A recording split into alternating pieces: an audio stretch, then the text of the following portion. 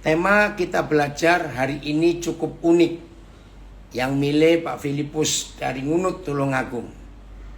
Belajar berani disape. Nah, disape itu bahasa Jawa, bahasa Indonesianya cerai susu. Ya, ada waktu, ada waktu yang harus dialami oleh setiap manusia, ada waktu. Yaitu seorang bayi menjadi anak, ada fase yang harus dialami walaupun itu tidak enak, yaitu lepas susu, lepas ASI, cerai susu harus. Nah, semua kita sih nggak pernah ingat, semua kita pasti nggak pernah ingat dulu waktu kita masih dari bayi ke anak waktu lepas susu, kita pasti lupa, Tapi saya percaya sebagian besar kita sering atau pernah melihat anak-anak yang cerai susu. Waduh, itu kalau saya tahu banyak hal, bahkan sampai beberapa waktu yang lalu. Nah, itu anak itu berontak, saudara, karena sudah terlalu nyaman. Bayangkan dari lahir sampai umur tertentu, biasanya 9 bulan, ASI itu bagus-bagusnya itu sampai 6 bulan. Jadi itu masih penuh dengan nutrisi, dengan vitamin, dengan macam-macam. Dan itu hebat Tuhan ciptakan. Tapi ada yang sampai 2 tahun, nah itu jarang sekali. Tidak semua bayi bisa, atau enggak semua ibu masih mampu sampai 2 tahun, tapi ada. Nah, saudara, dalam apa yang saya pernah lihat, sampai ada yang puting mamanya itu dikasih kopi yang hitam supaya anak itu takut, atau ada bahkan dikasih minyak putih, ada banyak cara supaya seorang ibu berani dengan tegas mendidik bayinya untuk jadi dewasa, yaitu berani cerai susu atau tidak netek lagi. Harus. Saudara, bayangkan kalau ibu-ibu tidak tegas, orang tua tidak tegas, nuruti kemauan anak itu. Yang pertama, nggak lucu, harusnya malu dong. Sudah besar masih netek terus. Maka itu tidak ada ibu yang untuk hal ini berani menuruti atau memanjakan keinginan anaknya untuk enggak lepas susu. Enggak ada. Nah, ternyata ada firman yang mengajar. Tayangkan Filipus, Yesaya 28 ayat berapa itu? Kita lihat Yesaya 28. Nah, ini sudah balik atau masih di Turki? Lihat ini, Yesaya 28. Ayat 9 dan 10. Lagi sekali, Yesaya 28 ayat 9 dan 10. Dan orang berkata, kepada siapakah dia ini mau mengajarkan pengetahuannya? Dan kepada siapakah ia mau menjelaskan nubuat-nubuatnya? Seolah-olah kepada anak yang baru disape dan yang baru cerai susu. Pelan-pelan. Saudara, kagum gak? Di Alkitab ada firman seperti ini. Keren Dan itulah Papa kita. Maka itu, bagi beberapa saudara, anak-anak saya, warga binaan, dan semua saudara yang ikut belajar saat ini, yang di audio, yang di Zoom, Instagram, Facebook, tidak ada cara lain saudara dan saya bisa begitu memahami dan mengerti firman Tuhan selain dengan sebuah konteks bahwa hubungan kita dengan pencipta alam semesta itu hubungan orang tua dengan anak-anaknya. Saya ulangi lagi. Ini pemahaman atau cara yang paling mudah membuat saudara dan saya tidak kesulitan. Maaf tidak kesulitan untuk belajar kebenaran firman Tuhan. Kenapa? Karena kita semuanya harus dididik sebagai anak-anak Bapa di surga untuk menjadi dewasa. Nah, saya ulangi lagi. Jadi ada satu cara yang paling mudah.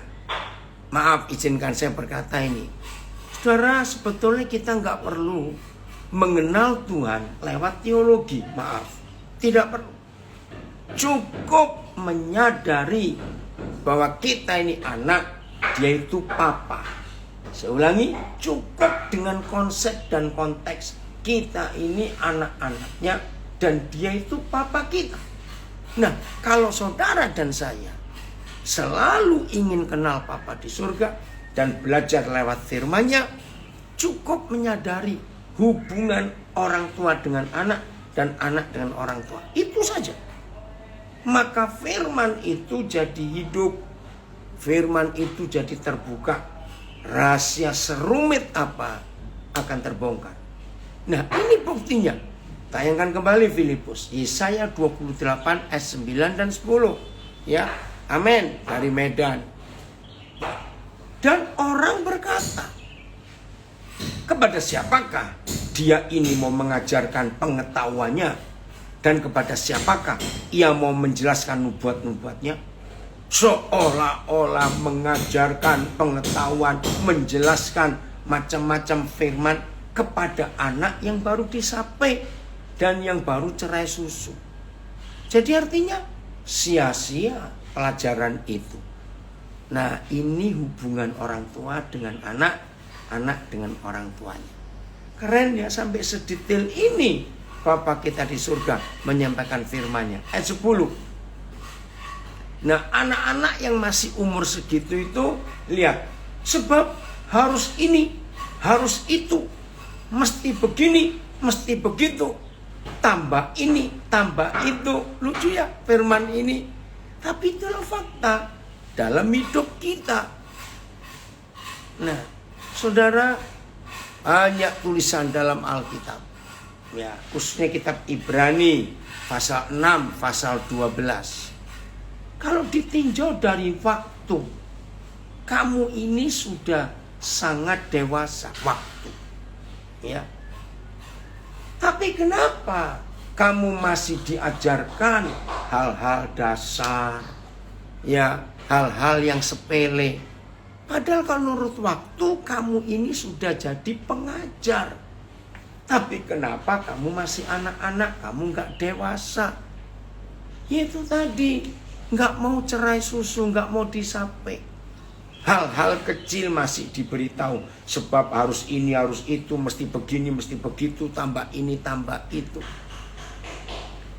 Contoh yang paling sederhana, ya, saya percaya di antara kita pasti masih sering ada orang Kristen, Kristen sudah sekian puluh tahun jadi Kristen, masih bertanya begini, betul nggak merokok itu dosa?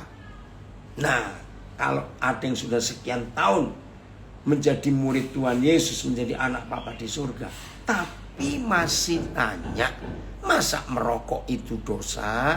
Nah, itu masih bayi. Diajari ini, diajari itu, ditambah ini, ditambah itu. Harus begini, harus begitu. Oh, Ibrani 5. Maaf, bukan Ibrani 6. Terima kasih Filipus. Saya salah. Nah, saya baca ya, Ibrani 5 ini. Sebab sekalipun kamu, kita ya, ditinjau dari sudut waktu, sudah seharusnya menjadi pengajar, menjadi guru. Ternyata kamu masih perlu lagi diajarkan asas-asas pokok dari pernyataan Tuhan. Dan kamu masih memerlukan susu, bukan makanan keras. Lihat BIS-nya. Ya. Ya, Ibrani 5 ayat 11, ayat 12. Sebenarnya sudah waktunya bagimu untuk menjadi guru. Tetapi nyatanya kalian masih perlu belajar dari orang lain tentang asas-asas pertama ajaran Tuhan, yaitu pertobatan dan sejenisnya. Kalian belum dapat menerima makanan yang keras. Kalian masih harus minum susu saja. DSI. Dilihat dari waktu, semestinya kalian sudah menjadi guru. Tetapi sampai sekarang kalian masih perlu diajar tentang dasar-dasar firman Tuhan. Kalian masih seperti bayi yang hanya bisa minum susu dan belum bisa makan makanan keras. Saudara, lihat firman ini. Maka itu menjadi anak Bapa di surga tidak boleh manja. Tahu ya, tidak boleh manja. Harus siap untuk dewasa. Nah, tapi ada kasus tertentu. Anak-anak yang gak suka makan. Saudara, tidak semuanya ya. Tapi ini fakta. Anak-anak yang tidak suka makan. Ya, mungkin ada gangguan pencernaan, bisa terjadi. Tapi dalam pengamatan saya sekian puluh tahun ini, rata-rata anak-anak yang susah makan, maunya minum susu terus, itu kesalahan ibunya. Ayo, para ibu jangan tersinggung dulu saya ngomong ini. Loh, kenapa? Dengar baik-baik. Anak-anak, ya, Stefano, senang sekali opa bisa ketemu kamu ya, ikut belajar. Dengar ya. Anak-anak, bayi, ya anak-anak lah, itu tidak perlu makan 3 kali sehari seperti kita. Enggak perlu. Anak-anak itu kalau lapar baru minta makan. Nah, banyak ibu-ibu maksudnya baik, mama-mama itu kasihan anaknya supaya sehat, ya supaya cepat besar. Diajar makan 3 kali sehari seperti kita. Padahal anak itu belum membutuhkan makan. Saudara dengar baik-baik. Nah, anak-anak yang dipaksa makan padahal dia belum lapar, maka anak-anak itu disiksa oleh ibunya atau oleh neneknya. Hati-hati itu ya. Nah, karena belum waktunya makan, lalu dipaksa makan, maka buat anak-anak itu, makan itu penderitaan dan penyiksaan. Jadi ketika anak itu lagi main, lalu dengar di belakang tang-ting. Waduh, mama menyiapkan makanan buat aku. Waduh, ini penyiksaan lagi buat aku. Sampai begitu. Dulu, sekarang hampir nggak pernah lihat. Masih ingat berapa puluh tahun yang lalu? Ya, ada mama-mama atau babysitter itu nyuap anak sampai jalan ke tetangga-tetangga keliling. Ampun, nggak perlu anak sampai seperti itu dipaksa makan, nggak perlu. Nah, jadi ada anak-anak tertentu masih suka susu karena makan itu penderitaan dan penyiksaan. Jadi yang bertobat mama dan nenek, awas itu. Anak-anak itu nggak mati kalau mereka itu nggak makan, karena di tubuh mereka punya jam makan yang berbeda dengan kita. Jadi jangan dipaksa. Kalau mereka minta makan baru. Nah, ternyata saudara, anak-anak yang kita ikuti jam makannya, anak-anak itu kalau makan pasti suka. Nah, hal yang berikut ini nyimpang dikit lagi. Mama-mama, berbahagialah dan berbanggalah orang tua kalau sejak umur belum setahun anak itu gak mau disuap dan mau makan sendiri. Wah, itu dahsyat. Berbahagialah orang tua, sebab anak itu sebelum umur setahun sudah mandiri. Nah, tapi ada lagi ibu dan nenek yang ya tapi lama kalau dia makan sendiri. Sudah lama berantakan lagi, kotor semuanya. Sudah bukan cuma lama, bukan cuma berantakan. Terus itu air minum ya diisi dengan tangan yang kotor, makanan terus kena kepala. Ya, terus bagaimana? Ya kotor semua. Nah, mama papa orang yang di rumah nggak tahan lihat itu. Saudara dengarkan, biarin. Nah begini, orang tua harus berhikmat. Waktu anak makan itu harus duduk, bukan jalan-jalan. Oke ya. Nah waktu duduk beri alas, ya di kursinya itu beri alas. Ya mau koran atau plastik lah yang bisa dicuci lagi. Ya selebar apa? Ya kira-kira 1 meter atau 2 meter persegi gitu. Untuk apa? Kalau mereka makan dan jatuh semua, nggak usah repot-repot. Langsung selesai makan, kita ambil, kita buang, terus cuci. Lain kali kalau dia makan pakai lagi. Percayalah, kalau anak-anak sejak kecil sudah bisa mandiri makan sendiri, anak itu hebat. Eksperimen buat mereka. Kadang-kadang nasi masuk hidung, ada di kepala, ada di kuping, aduh, di bajunya kotor, nggak apa-apa. Mereka belajar. Ya, jadi Ibrani 5 ayat 12 tadi ada perkecualian. Kenapa sudah dewasa suka susu? Karena salah mendidik dalam hal makan. Oke ya, jadi jelas untuk hal ini. Nah, kembali kepada disape atau cerai susu. Ya, yang baru gabung ayat kita yang pertama tadi Yesaya 28 ayat 9 dan 10. Mari kita lihat.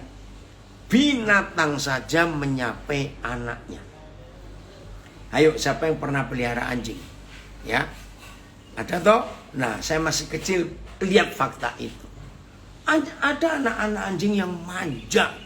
Sudah bisa makan makanan keras, masih kejar induknya. Induknya tidur, wah langsung diserbu. Pernah lihat ya?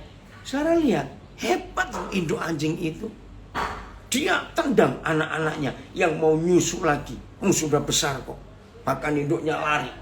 Anaknya ngejar. Waduh, itu masih kecil saya melihat itu. Nah, binatang saja ngerti mendidik. Jangan dimanja. Maka itu hati-hati. Andri, sudah lama ini papa nggak ketemu kamu nak. Ya, Andri kamu TV apa ya? Papa ini kehilangan nomor teleponmu.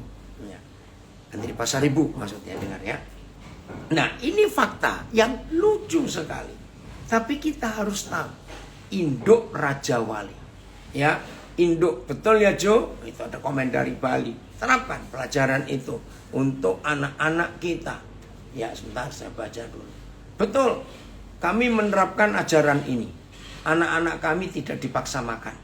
Sekarang jam makan mereka juga teratur. Makan adalah hal yang menyenangkan bagi mereka. Nah ini luar biasa. Oke Pak Andreas, terima kasih. Kalau enggak bisa minta HP petugas ya Pak Andreas ya.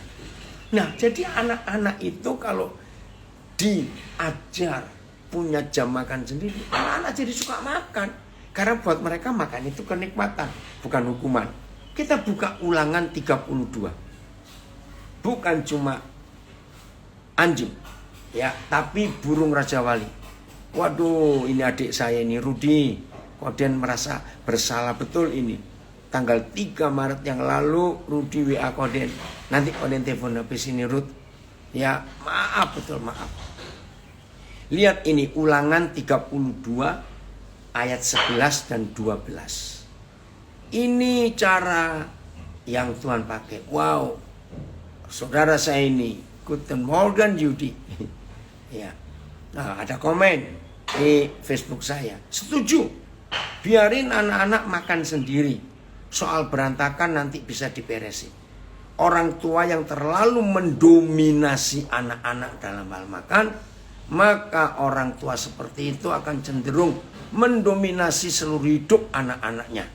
Ini penderitaan buat anak-anak, bukan dalam hal makan saja. Betul. Ya, praise the Lord. Ya, selalu ingin belajar ya Ruth. Nah, jadi ini kesaksian yang luar biasa. Ada komen di Instagram saya. Jangan ambil alih tanggung jawab anak dengan alasan sayang. Betul, ya. Karena itu bukan sayang, namun menjerumuskan. Wah, ini tulisan bagus. Maka itu hati-hati ya mama-mama kalimat ini loh. Jadi saya ambil dari Nabi Re, dan saya nggak tahu dari mana ini keluarga catur ini konsep tadi itu. Ternyata kalimat ini ketika anak-anak bisa melakukan sesuatu, terus mamanya bilang nggak usah, biar mama saja. Nah, itu menjerumuskan anak nggak akan belajar. Hati-hati dengan itu.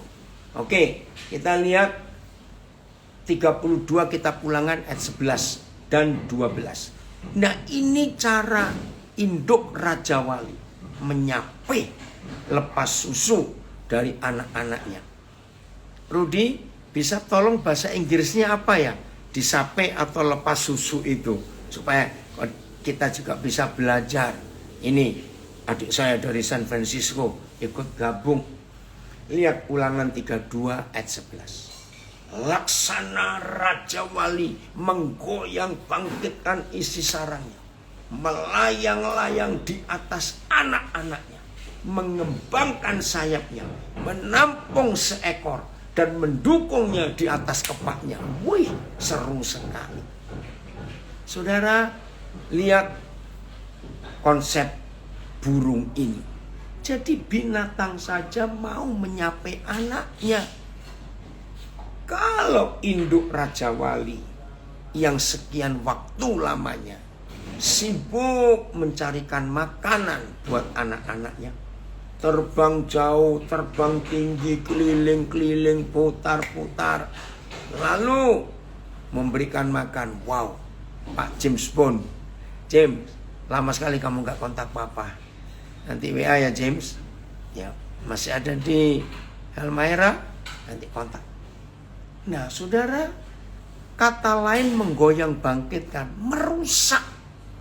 Dengar kalimat ini, merusak sarangnya. Untuk apa mereka merusak sarangnya? Oh, terima kasih.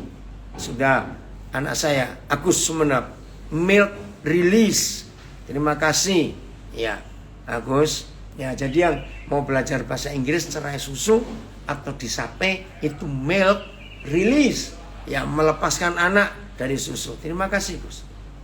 Nah, jadi induk Raja Wali tahu kapan waktunya anak-anak ini nggak disuap terus. Bahasa Jawa diloloh, ya. Kapan induk Raja Wali tahu? Bukan kejam, tapi ini mendidik.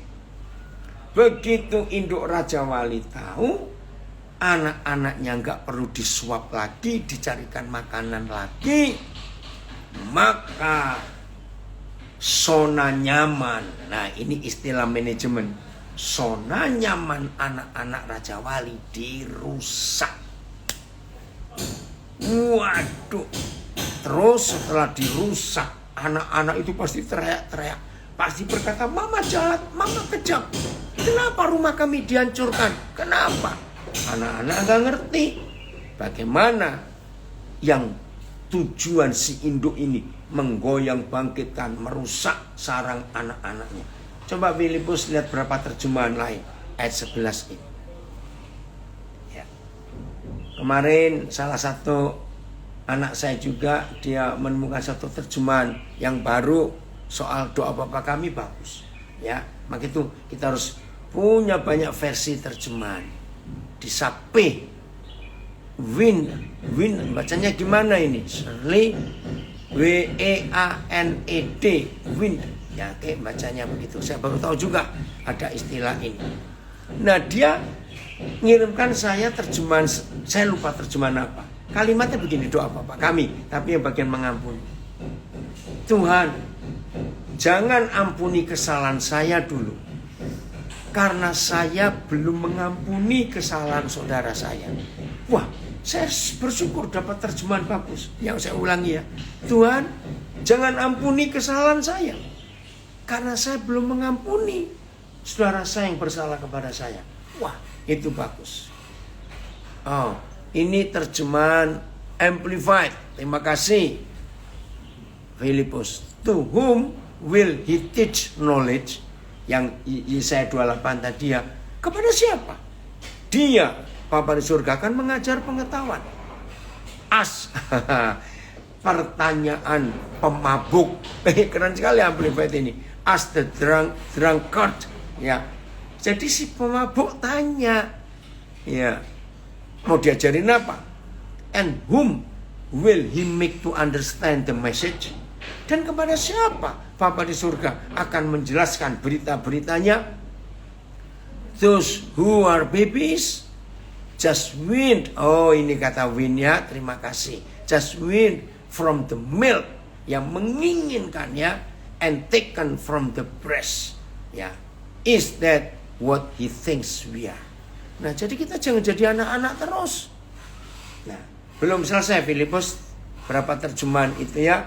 Kita lihat lagi. Keluar Ulangan 32 ayat 11. AYT. Bagaikan burung Raja Wali menggoncang-goncangkan sarangnya, melayang-layang di atas anaknya. Dia merentangkan sayapnya untuk menangkap mereka, serta membawanya di atas kepakannya. Jadi begini, ketika induk Raja Wali tahu anak-anak sudah dewasa, harus bisa terbang sendiri, cari makan sendiri, maka mama itu merusak zona nyamannya. Ketika zona nyaman dirusak, ya ini dalam logika saya, ayatnya enggak ada. Anak-anak itu marah, enggak ada tempat lagi untuk berpijak, enggak ada tempat lagi untuk manja-manja. Maka mau tidak mau anak-anak ini didorong. Nah, sarang Raja Wali dari apa yang kita belajar itu paling rendah 40 meter dari permukaan tanah. Ada yang lebih tinggi lagi dari itu. Kenapa burung Raja Wali membuat sarang seperti itu? Woi, anak saya dari Semarang hadir. Yo, anak. Karena supaya anak-anak Raja Wali ketika waktunya terbang dan didorong lepas dari sarangnya, langsung terbang. Karena dari ketinggian. Saya coba bayangkan sebentar. Hal apa yang pertama dikerjakan oleh anak-anak Raja Wali kalau mereka sudah disape? Hebat.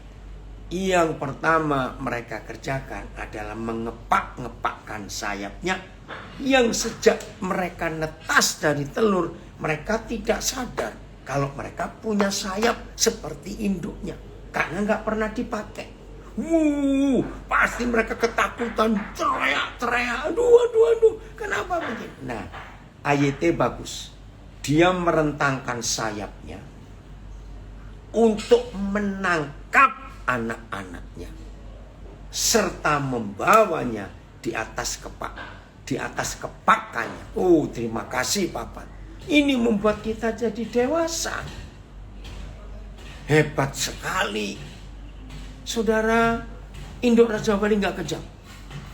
Ketika dia habis dorong anak-anaknya keluar dari sarang yang dia rusak, maka induk Raja Wali cepat menunggang. Nah, dari bawah dia lihat ke atas.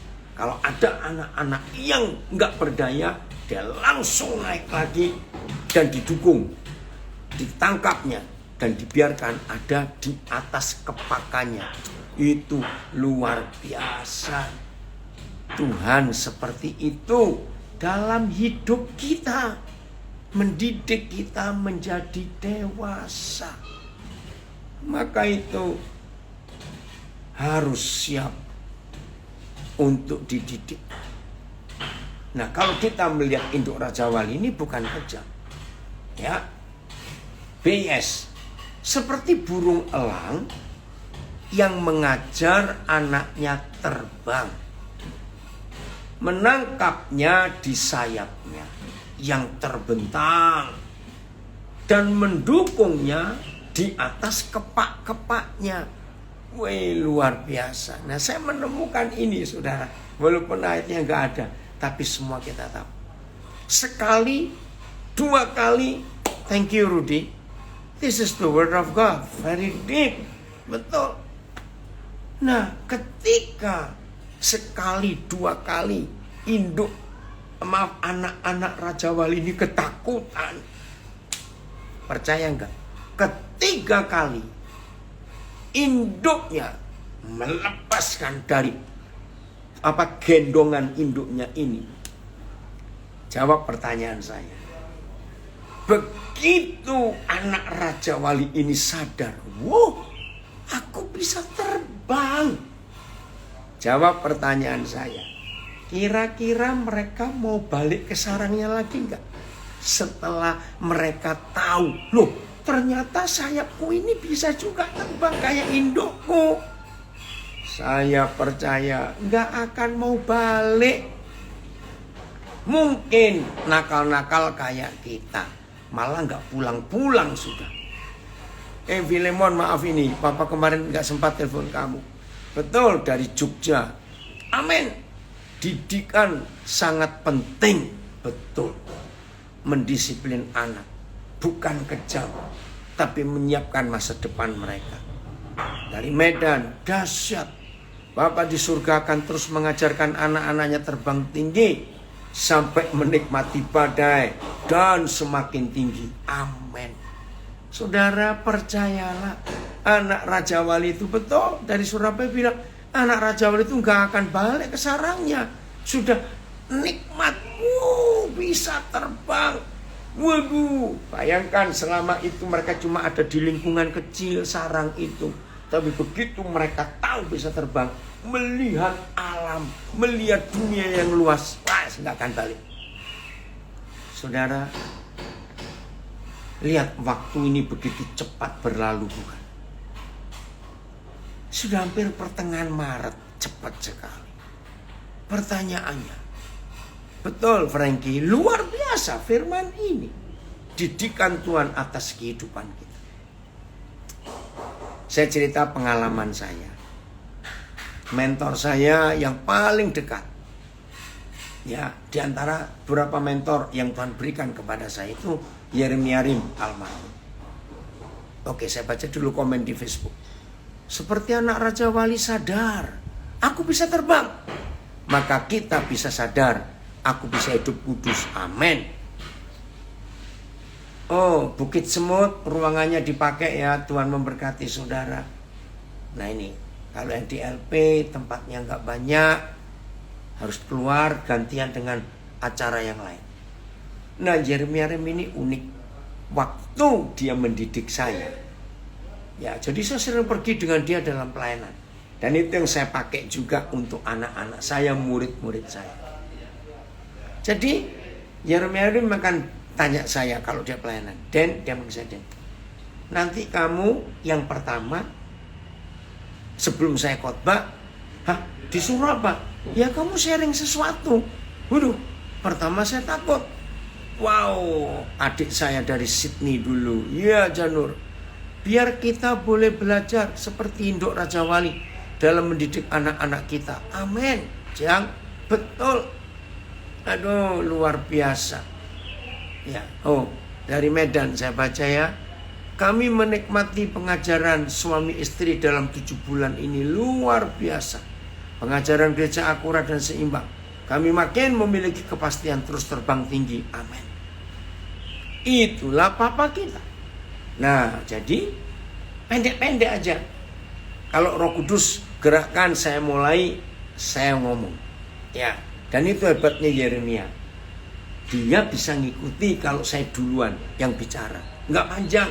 Awal-awal cuma 3 menit, 5 menit begitu. Nah, kalau saya dapat bagian yang terakhir setelah dia khotbah, maka saya ngikutin dia. Ya, nyambung apa yang dia khotbahkan tadi. Nah, itu kebiasaan dia melatih saya. Bisa jadi seperti ini untuk mengajar. Betul, bayangkan saudara, saya dengan Yeremia Rim itu satu tempat tidur. Sejak Maret 79 sampai Maret 83. Amin. Dari Manado, Senta. Kasih Papa itu ternyata mengajar, mendidik, dan mendisiplin. Betul. Luar biasa. Ya Pak Cip, hebat sekali ikut belajar. Nah, di situ saya ingat tahun 74. Ya, kalau Ibu Eni Esther masih ada di sini tahu. Kaget saya. Waktu itu dia membuat KKR di lapangan. Oh, Pak Andreas nanti WA ke saya ya nomornya. Saya nggak sempat nulis ini karena saya masih ngajar. Nah, ketika KKR di lapangan, pertama kali saya KKR di lapangan. Di lapangan Ranumut, ya Pal 2, Manado, Sulawesi Utara. Itu bulan, Mei 74. Saya nggak akan lupa itu. Itu pertama kali saya disuruh khotbah KKR di lapangan terbuka. Waduh, ya jelas banyak salahnya. Tapi sehebat mentor saya ini bisa menerima kesalahan kekurangan saya itu. Komen dari Ngunut. Seorang anak ketika disape mengalami transisi yang tidak enak. Amin. Gelisah, tidak nyaman, menangis, merengek. Tapi itu demi kebaikan anak itu sendiri. Untuk belajar mulai mandiri, tidak tergantung sepenuhnya kepada ASI ibu. Betul. Orang percaya menuju kepada dewasa rohani harus mengalami saat di mana tidak nyaman, takut, cemas, tapi semuanya untuk pendewasaan. Di Instagram kita diberi tantangan. Saya belum kenal ya siapa Frankie Hur, nanti bisa kontak. Kita diberi tantangan yang luar biasa menghadapi fakta hidup ini. Kita bisa terbang tinggi bagai Raja Wali melewati badai. Amin. Iya, luar.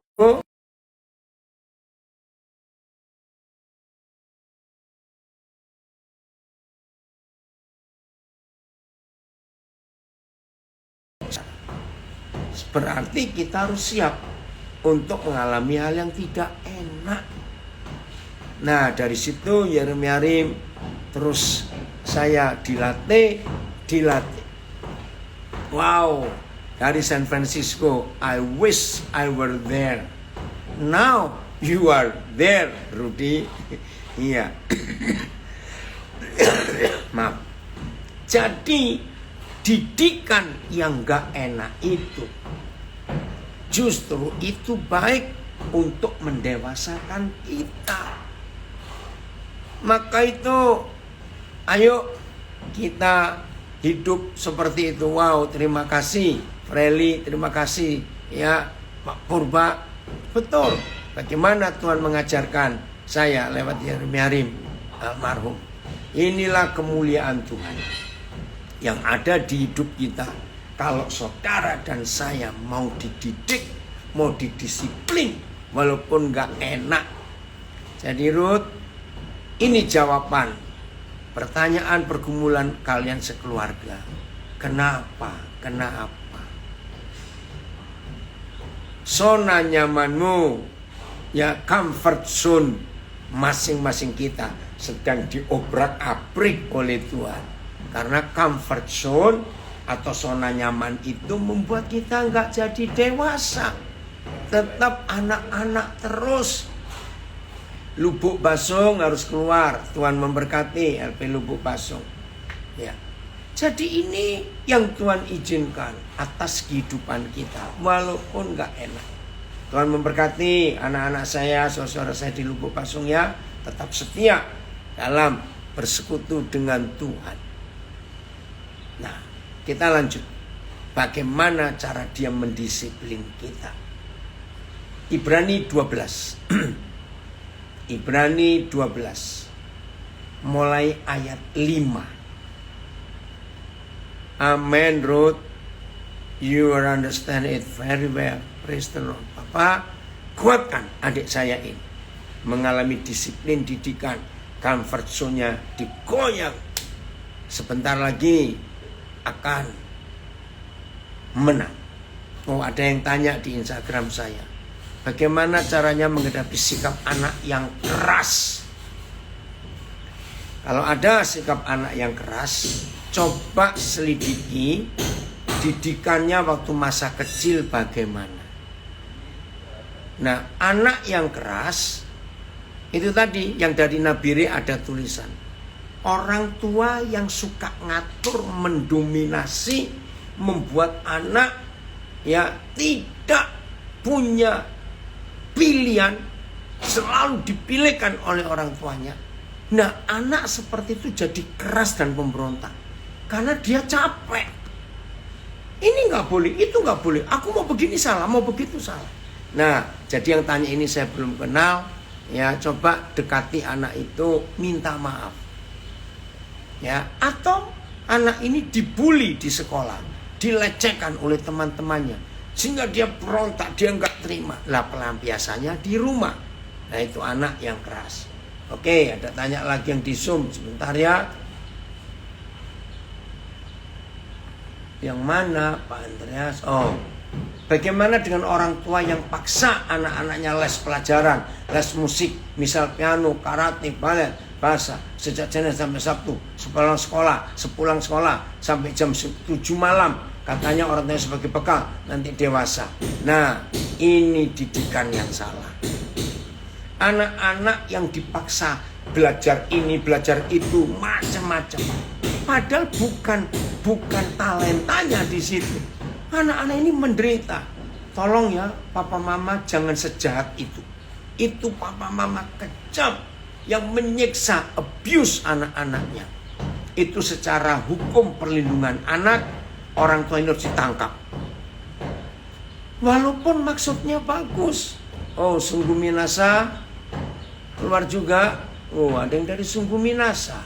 Puji Tuhan. Ya. Oh, kemana tadi Sungguh Minasa kok ada? Jadi nggak boleh, papa mama tolong jangan menyiksa anak-anak dengan les ini, les itu. Nah, saya nggak tahu suku-suku lain, tapi orang Jawa punya tradisi yang bagus. Namanya tedak siti, itu istilah Jawa. Apa artinya tedak siti? Turun tanah. Itu biasanya anak bayi umur 7 bulan. Nah, buat orang Jawa ada tradisi selamatan. Ya, dibuat acara. Ya, tedak siti. Siti itu tanah. Tedak itu turun. Nah, dalam tradisi Jawa itu keren sekali. Ketika anak bayi umur 7 bulan sudah menjadi dianggap dewasa, punya pilihan. Begitu anak itu diturunkan di tanah, di lantai, ya ada tikarnya, alasnya. Itu disediakan macam-macam. Ada alat-alat tukang, ya kalau anak laki ada uang, ada mobil-mobilan, ada buku, macam-macam lah, tergantung orang tuanya. Nah, sambil orang tuanya bersorak-sorak, anak itu merangkak kiri kanan. Lalu orang tua ini melihat anak ini pegang apa, yang dipilih apa. Nah, bagi orang tua Jawa, tradisi tedak siti ini turun tanah, maka apa yang dipegang anak itu nomor 1, nomor 2 itu dianggap, oh besok dia akan jadi ini. Luar biasa. Nah, jadi papa mama, walaupun maksud kita baik, supaya anak-anak nanti kalau kita meninggal nggak repot punya bekal, ya tapi jangan dileskan semua. Itu pun nggak masuk akal. Orang itu minimal punya 2, ya maksimal punya 4 talentanya. Jangan semuanya balet, musik, apa karate, capek anak bahasa Inggris. Oke. Terima kasih. Ini ada seorang ayah yang saya kenal dan dia berhasil mendidik 4 anaknya. Just sharing, saya hanya berbagi. Orang tua yang harus menjadi halus dan humble, ya, menjadi lemah lembut dan rendah hati. Hug them, sering peluk anak-anak. Love them, kasih sayangi anak-anak. And we can cry with them. Jadi kita pun bisa ikut menangis bersama anak-anak. and asking forgiveness. Kalau kita salah, jangan segan-segan minta maaf kepada anak-anak. Ya, if they think we did mistake towards them, ya. Jadi kalau kita tahu anak-anak menganggap kita salah, minta maaf. Thank you so much, Ruth. Ini nyata karena saya pernah tinggal dengan mereka, ya. Dan saya melihat sendiri bagaimana Rudy mendidik anak-anak itu. Oke, ada komen lagi. Kenyamanan membuat kita terlena dalam hidup ini dan menghambat pertumbuhan kita. Tetapi ketidaknyamanan, nah itu dia yang akan mendidik kita. Frankie, coba minta nomor, nggak apa-apa, nomor HPmu. Siapa ya? Papa ini lupa. Didikan itu pasti terasa sakit. Diusung campur itu ada kemuliaan yang kekal dan abadi. Betul. Terima kasih untuk itu. Nah, ada kesaksian seperti anak saya. Karena saya terlalu keras memaksakan aturan saya, berarti saya harus minta maaf. Betul. Ngaku salah. Nah, ini ada orang tua rendah hati. Ruth, apa yang Rudy baru sharingkan di Instagram konten ada yang jawab. Seperti anak saya, Pak, karena saya terlalu keras memaksakan aturan saya, berarti saya harus minta maaf. Betul. Itu cara Tuhan mendidik kita. Oke, Ibrani 12, maaf. Ya, Ibrani 12. Kita lihat mulai ayat yang kelima. Wow, dari Washington DC gabung. Ada Rudy itu, ya, Joe, Vivi, Rudy, ada Joe, Vivi gabung. Dan sudah lupakah kamu? Lihat ya, Ibrani 12 ayat 5. Dan sudah lupakah kamu akan nasihat yang berbicara? Oke, mau izin apa sebentar? Ya. Oke, tolong Filipus atau Joko tuliskan nomor HP. Karena ada yang tanya ini, Pak Petrus Edi Haryanto. Oke, sebentar ya, akan ditulis. Dan sudah lupakah kamu akan nasihat yang berbicara kepada kamu seperti kepada anak-anak? Nah, ketemu lagi bukan?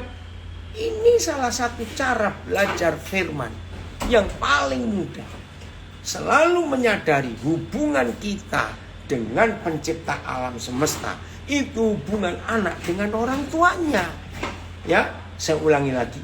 Dan sudah lupakah kamu akan nasihat yang berbicara kepada kamu seperti kepada anak-anak? Hai anakku, janganlah anggap enteng didikan Tuhan. Jangan anggap remeh didikan Tuhan. Dan janganlah putus asa apabila engkau diperingatkannya. Karena Yahweh menghajar orang yang dikasihinya dan ia menyesah orang yang diakuinya sebagai anak. Jika kamu harus menanggung ganjaran, hajaran, didikan yang keras dan menyakitkan, Tuhan memperlakukan kamu seperti anak. Di manakah terdapat anak yang tidak diajar oleh ayahnya? Nggak ada. Wah, ini perkumpulan para konselor nulis. Bila orang tua sehat secara mental dan rohani, anak-anak pasti mendapatkan asupan mental dan rohani yang baik pula. Amin. Ya, jadi saudara, ada sekelompok anak-anak Tuhan yang menjadi konselor pembimbing. Nah, saudara bisa kontak.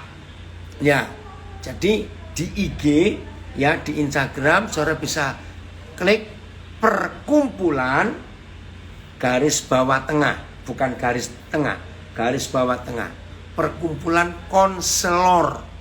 Tolong dicatat, ya, yang siapa saja boleh kontak mereka. Ya, perkumpulan konselor, perkumpulan, lalu underscore garis tengah yang bawah. Ya, bagus sekali. Ya, jadi saya ulang ya, bila orang tua sehat secara mental dan rohani, anak-anak pasti mendapatkan asupan mental dan rohani yang baik. Oh, ada yang tanya, bagaimana kalau anaknya sendiri yang minta untuk mengikuti les yang cukup buat menuntut? Nah, pertanyaannya, apa motivasimu les itu? Karena ada anak-anak yang seneng kumpul-kumpul, males di rumah. karena ada temannya les itu, les ini. Nah, kalau itu hanya senang-senang karena ketemu temannya, tapi bukan passionnya, bukan talentanya, ya kita harus nasihati. Nah, sadar loh, talentamu bukan itu. Ngapain kamu les ini, les itu? Nah, jadi jangan diiyakan, ya cek dulu. Gitu. Oh, Martapura juga harus keluar. Ya, Tuhan memberkati saudara-saudara semuanya. Nah, ya. Ada yang tanya lagi, bagaimana anak yang buat kesalahan? Terus kita beritahu dia kalau itu tidak boleh karena tidak baik, tapi jangan selalu melakukan kesalahan yang itu berulang-ulang. Pertanyaannya, tindakan apa yang kita harus lakukan? Kalau tidak boleh kasar dan keras, memang nggak boleh. Sadarkan terus. Oh, Jambi juga harus keluar ya. Sadarkan terus bahwa itu salah. Beri contoh-contoh. Ada banyak kisah di Google, ada banyak. Ya, beri contoh-contoh. Ini loh orang gagal, ini loh orang masuk penjara gara-gara ini. Ya udah, kalau itu pilihanmu, ya silakan. Tapi papa nggak tanggung jawab. Jadi begitu caranya menjawab. Nah, Ibrani 12 ini keren sekali. Jadi kita harus dididik, kita harus didisiplin. Coba Filipus lihat berapa terjemahannya, mulai ayat 5 tadi. Ya. Oke. Lihat berapa terjemahan ini.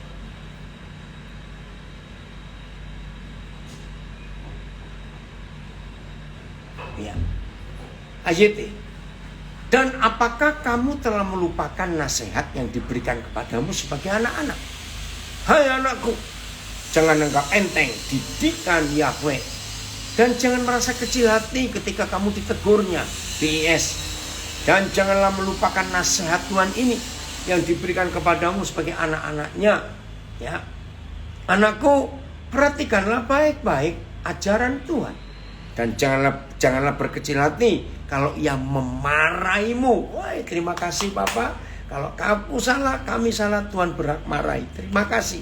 Berarti kita disayang. TSI. Janganlah melupakan nasihat Yahweh yang menyebut kita semua sebagai anak Tuhan. Katanya, anakku. Oh, Banjarmasin juga keluar ya. Anakku, janganlah pandang enteng didikanku dan janganlah berkecil hati ketika aku menegurmu. Nah, inilah Tuhan sebagai Papa yang baik. Ayat 6-nya, berapa terjemahan itu? Jadi, kalau kita dididik ya. Yes, Rudy, it's very true. Puji Tuhan. Ayat 6. Ayat sebab Yahweh menghajar. Beda loh, mengajar dan menghajar itu beda. Yahweh menghajar orang yang dikasihnya dan mencambuk orang yang diterimanya sebagai anak. Terima kasih Bapak. Walaupun satu. BIS. Sebab Yahweh menghajar setiap orang yang dikasihnya dan ia mencambuk setiap orang yang diakuinya sebagai anak. TSI. Sebab aku mendidik setiap anak yang aku kasih dan mencambuk setiap orang yang aku terima sebagai anak. Ayo semua kita berkata terima kasih Papa. Dicambuk, dihajar, dimarahi. Terima kasih Papa. Terima kasih. Berarti kita anak. Justru hati-hati kalau ada di antara kita yang didiamkan Tuhan. Hati-hati. Sudah tahu salah tapi didiamkan. Tuhan jangan ya Papa, jangan. Hajar kami, marahi kami, didik kami. Oh, ada yang komen, ini dosen yang di Nabire. Ya, sekarang dia sedang ngambil doktornya. Makasih Chris. Enggak les juga tetap naik kelas. Betul. Kalau kita mau belajar rajin. Nah, itulah Papa kita di surga. Dalam hal ini kita sangat bersyukur didikan Papa. Ayat 7-nya Filipus. Berapa terjemahan itu? Ayat 7.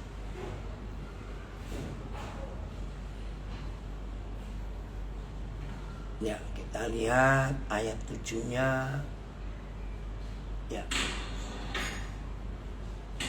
Jika ayat ini, kamu harus bertahan dalam demi didikan itu. Saya ulangi, kamu harus bertahan demi didikan itu. Karena itu berarti Tuhan sedang memperlakukan kamu sebagai seorang anak. Lagi pula, anak macam apakah yang tidak pernah dididik oleh ayahnya? PS, hendaklah kalian menerima cambukan dari Tuhan sebagai suatu hajaran dari seorang ayah. Sebab apakah pernah seorang anak tidak dihukum oleh ayahnya? Ya nggak mungkin, harus dihukum. Itu dia, ada yang tanya, boleh mukul nggak? Boleh, kalau sudah kelewatan. Tapi jangan mukul karena emosi dan dendam. Sudah 3 minggu ini papa diam, sekarang mati itu anak. Kalau orang tua mencambuk anaknya, memukul dengan emosi. Nah, hanya ada satu tempat mama, papa boleh pukul anak, di pantat. Pantat itu banyak dagingnya dan sarafnya sedikit. Ya, harus jalan ya. Oh, mau pergi nak, ada kelas, baik ya. Puji Tuhan, anak saya dari kecil nggak pernah les, tapi pintar, malah bisa kuliah dokter. Wow, puji Tuhan. Jadi mukul boleh, mendisiplin, tapi dengan kasih. Setelah dipukul, anak itu nangis, tenangkan dulu. Begitu selesai nangis, peluk dia. Peluk sambil ngomong, tahu nggak kenapa mama pukul kamu? Kenapa papa pukul kamu? Kamu harus belajar bahwa itu nggak boleh, itu salah. Akibatnya bagaimana? Itu dia. Betul, dari Palu ada komen, jangan sampai Tuhan mendiamkan kita. Ngeri sekali, mau jadi apa kita ini? Kalau didiamkan, lebih baik jatuh ke tangan Tuhan, dididik, ditegur, diajar, daripada jatuh ke dalam dunia ini. Setuju? Aduh, luar biasa papa kita. Dia sayang kita, sangat-sangat sempurna. Ada yang tanya, kalau diajar Tuhan, tapi kita tidak tahu kesalahan kita apa, bagaimana ya Pak? Nah, papa kita nggak sekejam itu, maaf, dan tidak sebodoh itu. Kalau sampai dia menghajar kita, harusnya kita sudah tahu bahwa itu salah. Maaf ya, jadi pertanyaannya salah. Nggak mungkin papa menghajar tapi kita nggak tahu salahnya apa. Tidak mungkin. Jadi yang kita harus perbaiki kita, ya. Apa perlu diajar Tuhan berulang-ulang? Nah, cukup sekali. Baca kitab Yunus. Yunus itu nggak mau ditegur untuk kedua kalinya. Setelah dia dihajar, ya, ditelan ikan besar itu, setelah itu Yunus nurut dan berangkat. Jadi nggak usah sampai berulang-ulang diajar. Papa nggak sekejam itu, ya. Ada tulisan, bekal utama untuk anak kita adalah didikan firman Tuhan. Mazmur 119 ayat 9. Dan teladan orang tua. Setuju. Ayo papa mama jadi contoh. Jadi Tuhan tidak akan mengajar kita kalau kita nggak diberitahu salah kita apa. Salah besar. Oh, ada yang tanya, kalau persekutuan di Ambon apa sudah ada? Tolong, siapa ini? Vina, ya. Beri nomornya, nanti saya akan kontakkan saudara kita di Ambon. Ya Ibu Vina. Oke. Jelas ya. Lanjut. Masih berapa terjemahan lagi? Ayat berapa tadi? 7 ya. Sampai di ayat mana tadi? Terjemahan yang mana? 7. Oh ya, TSI belum. Jadi, waktu kita menderita karena cambukan dari papa, sebagai suatu hajaran dari seorang ayah. Sebab apakah? Oh, saya salah. Saya baca lagi TSI, saya kebalik. Jadi waktu kita menderita karena cambukan dari Papa Surgawi, ingatlah bahwa Tuhan sedang memperlakukan kita sebagai anaknya. Wajar saja seorang ayah mendidik anaknya sendiri, bukan? Wajar, memang harus begitu. Ya. Oh Yulia, mau keluar ya untuk ngajar, lanjut gitu. Nah, jadi inilah cara papa. Oh ya, ayat 8 mendidik kita. Baik, ayat 8. Tetapi jikalau kamu bebas dari ganjaran, yang harus diderita setiap orang. Maka kamu bukanlah anak, tapi anak-anak gampang, anak haram kau terjemahan lama. Jika kamu tidak pernah menerima didikan yang seharusnya diterima oleh semua anak, kamu adalah anak haram, bukan anak yang sah. PS, kalau kalian tidak turut dihukum seperti semua anaknya yang lain, itu berarti kalian bukan anak sah. Aduh, jangan Tuhan, jangan. Melainkan anak yang tidak sah. SI. Justru kalau kamu tidak pernah dididik oleh Papa di surga, berarti kamu bukan anaknya yang sah. Karena semua anak Tuhan pasti dididiknya. Siap Papa, siap. Ajari kami untuk bisa menerima didikan walaupun tidak enak. Jadi siap disape? Siap cerai susu? Ya harus sudah dewasa kok. Oke ya, maka kita akan disebut anak-anak Papa dan murid-murid Tuhan Yesus. Gini aja kesimpulan terakhir. Nggak akan ada sekolah di negara mana saja, baik dari SD, SMP, SMA sampai perguruan tinggi, yang iklannya begini. Inilah sekolah yang tidak pernah ada ujian, tapi langsung naik dan lulus. Saya percaya kampus itu nggak laku. Kalau sampai ada yang masuk, itu yang goblok. Maaf, begitu aja. Ya, jadi siap dididiknya harus ada ujian dalam hidup kita ini untuk menaikkan kita ke tingkat yang berikut. Tuhan Yesus memberkati. Selamat menikmati didikan, hajaran, cambukan, dan Tuhan Papa memarahi kita. Pasti akan jadi murid-murid dan orang-orang yang luar biasa. Tuhan Yesus memberkati. Shalom, sampai kita ketemu lagi.